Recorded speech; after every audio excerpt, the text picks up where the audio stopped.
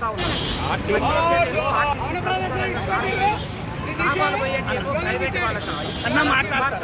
కాబట్టి ప్రైవేటీకరణ అనేది దొడ్డిదారిన జరుగుతుంది. ఇది చాలా దుర్మార్గం, ఇది కూడా సరైనది కాదు. ప్రభుత్వం దీని కూడా పునరాలోచన చేయాలి. ఆర్టీసీ బస్సులు మొత్తం కొనుగోలు చేయండి. అలాగే మీరు మహాలక్ష్మి చేశారు కానీ ఇప్పుడు ఉన్నటువంటి రేవంత్ రెడ్డి కానీ అస్థిరం చేస్తున్నటువంటి డిమాండ్ ఏదైతే ఉందో వస్తున్నటువంటి పరిస్థితి ఉంది.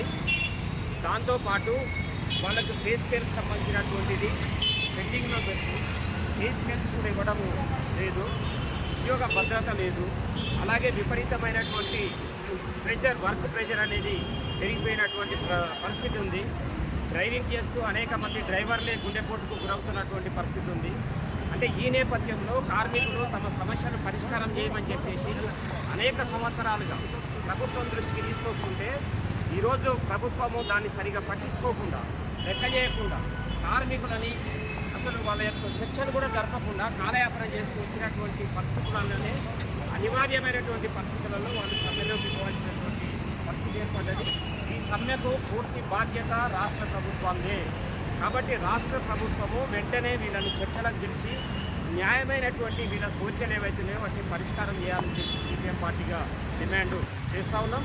వెంటనే ప్రభుత్వంలో విలీనం చేసుకోండి. మీరే కదా మేము బడ్జెట్ ఇస్తాము, మేము చేసుకుంటామని చెప్పేసి వాగ్దానం చేసింది.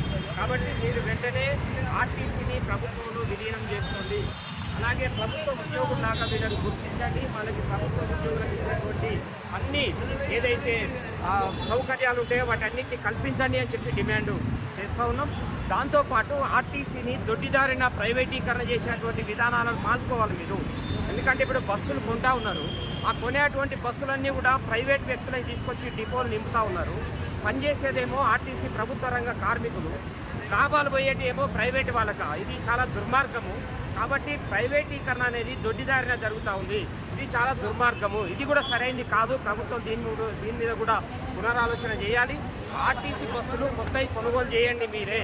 అలాగే మీరు మహాలక్ష్మి పథకం పెట్టారు. ఈ మహాలక్ష్మి పథకం వల్ల మీకు మంచి పేరు వస్తూ ఉంది. ఇప్పుడు ఆర్టీసీ అధికారులు ఏమో పనిచేస్తున్నారు, ఆర్టీసీ కార్మికులు పనిచేసి మీకు మంచి పేరు వచ్చేలాగా చేస్తున్నారు. కానీ మీరు వాళ్ళకి లాభం వచ్చేలాగా, లేకుంటే వాళ్ళకి ప్రయోజనం చేకూర్చేలాగా ప్రభుత్వం ఏం చేస్తూ ఉందని చెప్పేసి అడగదలుచుకున్నాం. అందుకనే మీ మహాలక్ష్మి పథకం మంచిగా నడిపి మీకు మంచి తీసుకొస్తూ ఉన్నటువంటి ఆర్టీసీని మీరే నరికేసేటువంటి పద్ధతులలో చేస్తున్నారు. ఇది సరైనది కాదు. ప్రభుత్వం వెంటనే మనకు చర్చలు జరిపి ఈ రకమైనటువంటి సమస్యలకు పరిష్కారం చూపాలని చెప్పి డిమాండ్ చేస్తున్నాం. అలాగే ఆర్టీసీ కార్మికులందరికీ కూడా సిపిఎం పార్టీ తరఫున ఒకటే విజ్ఞప్తి చేస్తూ ఉన్నాం. మీరెట్టి పరిస్థితులలో ఆత్మహత్యలకు కానీ అలాంటి వ్యవహారాలకి పోకూడదు, అలాంటి ఆలోచన చేయొద్దు. మీరు పోరాటం చేయండి. ప్రభుత్వం మీద మనం పోరాటం చేయాలి. గతంలో ఆర్టీసీ ప్రైవేటీకరణకు వ్యతిరేకంగా ఈ 2000 సంవత్సరంలో జరిగినటువంటి పోరాటం మీ అందరికీ గుర్తుండి ఉంటుంది. అలాగే కాంట్రాక్టు డ్రైవర్స్, కండక్టర్స్ సంబంధించినటువంటి వాళ్ళ పోరాటం కూడా చేతులు చేశారు. మీరు అనేక పోరాటాలు నడిచినటువంటి అనుభవం ఉంది. కాబట్టి ఆత్మహత్యల వైపు మీరు ఆలోచన చేయొద్దు, పోరాటం చేయండి.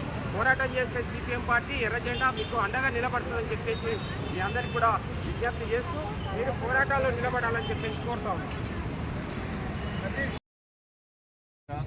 సమ్మెలో ఉన్నటువంటి ఆర్టీసీ ఉద్యోగులందరికీ కూడా సిపిఎం పార్టీ తరఫున విప్లవ జేజేలు తెలియజేస్తూ ఉంది. ఈరోజు శంకర్ గౌడ్ గారు చంపారు, డిఆర్డిఎల్ దాంతోనే చేశారు. వారి మృతికి పార్టీ తరఫున సంతాపం, వారి కుటుంబానికి ప్రగాఢమైనటువంటి సానుభూతిని తెలియజేస్తూ ఈ సమ్మె ఇప్పుడే కాదు, ఆర్టీసీ సమ్మె అనేది ఏ సందర్భం జరిగినా చాలా పెద్ద ఎత్తున త్యాగాలతో కూడుకున్నట్టు. మీరు గతంలో కూడా అనేక పోరాటాలు జరిగినప్పుడు కూడా అనేక త్యాగాలు చేశారు. ఇప్పుడు త్యాగాలు ఉన్నాయి, యోగాలు పోయిన వాళ్ళు ఉన్నారు. అలాగే అంతకుముందు 2002లో ఆర్టీసీ పరిరక్షణ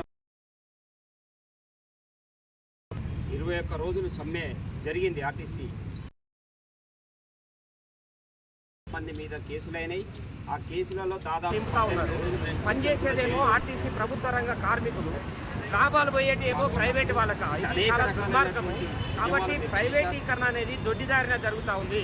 ఇది చాలా దుర్మార్గము. ఇది కూడా సరైనది కాదు. ప్రభుత్వం దీని మీద కూడా పునరాలోచన చేయాలి. ఆర్టీసీ బస్సులు కొత్తవి కొనుగోలు చేయండి మీరే.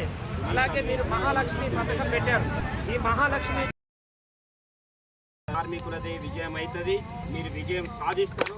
విజయం సాధించడం మీకు ఎర్రజెండా అండగా ఉంటుంది అని చెప్పేసి తెలియజేస్తూ, ఒకటి ఆర్టీసీ ఉద్యోగులు ఇప్పుడే కాదు, తెలంగాణ ఏర్పడితే ఆర్టీసీని మేము ప్రభుత్వంలో విలీనం చేస్తాం అని చెప్పేసి చెప్పారు. సరే, తెలంగాణ ఏర్పడ్డది. తెలంగాణలో సకల జనుల సమ్మె అంటే ముఖ్యమైనటువంటి పాత్ర పోషించింది. ఆ రకంగా పోరాటం చేస్తే అప్పుడు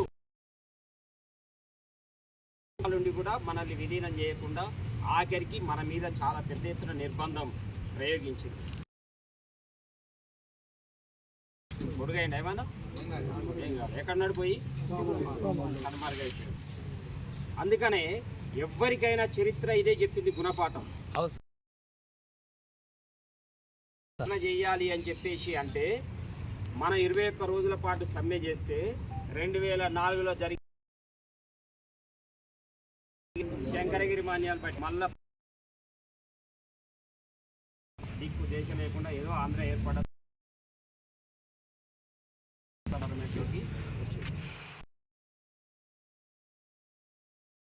కార్మికులతో పెట్టుకుంటే ఏమవుతుంది? మాడి మషై పోతా ఉంది.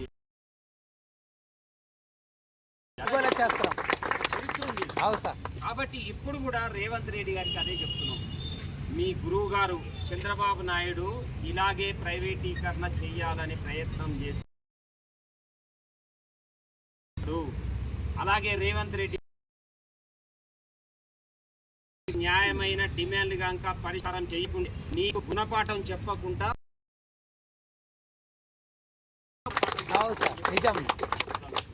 ఎందుకంటే టీఆర్ఎస్ వాగ్దానమే కాదు, నేను ప్రభుత్వంలో విలీనం చేస్తా అని చెప్పేసి చెప్పావు. ఈ వాగ్దానం ఏమైనా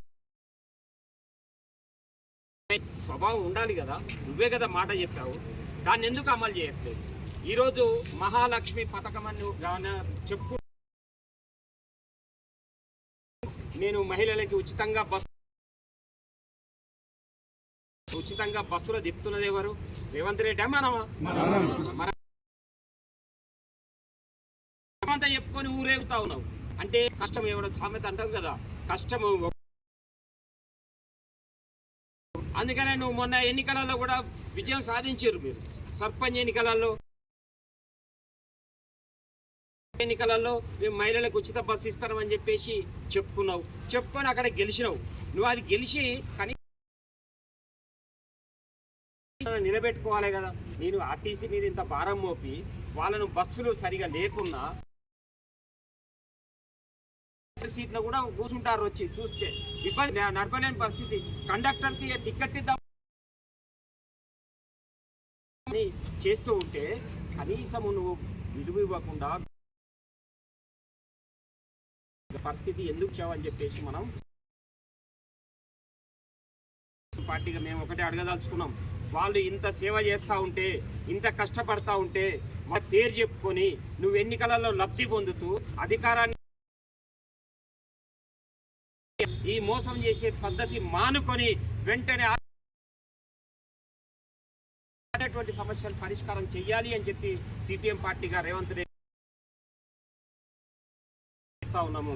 ఒకవేళ నువ్వు ఆ రకమైనటువంటి పద్ధతిలో వాళ్ళని చర్చలు చేయకుంటే, సమస్యలు కనుక పరిష్కారం చేయకుంటే రోడ్ల మీదకి వచ్చైనా పోరాటం చేస్తాం. మీకు ముందే చెప్పాము, గతంలో 2002లో ఆర్టీసీ కోసము సిపిఎం 50 మంది జైళ్ళలోకి పోయినాం. చాలా పెద్ద ఎత్తున పోరాటం చేసి ముందు మేము నిలబడి నీ లాఠీలు వచ్చినా నీ తూటాలు వచ్చినా పనిచేసేదేమో ఆర్టీసీ ప్రభుత్వ రంగ కార్మికులు, లాభాలు పోయేటేమో ప్రైవేట్ వాళ్ళక. ఇది చాలా దుర్మార్గము. కాబట్టి ప్రైవేటీకరణ అనేది దొడ్డిదారిన జరుగుతూ ఉంది. ఇది చాలా దుర్మార్గము. ఇది కూడా సరైనది కాదు. ప్రభుత్వం దీని మీద కూడా పునరాలోచన చేయాలి. ఆర్టీసీ బస్సులు కొత్తవి కొనుగోలు చేయండి మీరే. అలాగే మీరు మహాలక్ష్మి మహాలక్ష్మి కానీ చాప కింది నీరులో పొదుపు దీని పేరుతో డబ్బులు ఇచ్చి వాళ్ళకి దీనికి డబ్బులు ఇచ్చి ఇలా కొనిపెట్టు, అప్పుడే న్యాయం జరుగుతుంది. గుర్తం మనం వాళ్ళ డబ్బులు వాళ్ళ బస్సులు తీసుకొచ్చి ఇన్నబెట్టి నడిపించాల్సినటువంటి అవసరం ఏముంది అంటే దీని అర్థం ఏంటంటే క్రమంగా ఇక ఆర్టీసీ సొంత బస్సులు లేకుండా మనందరినీ ప్రైవేట్ బస్సు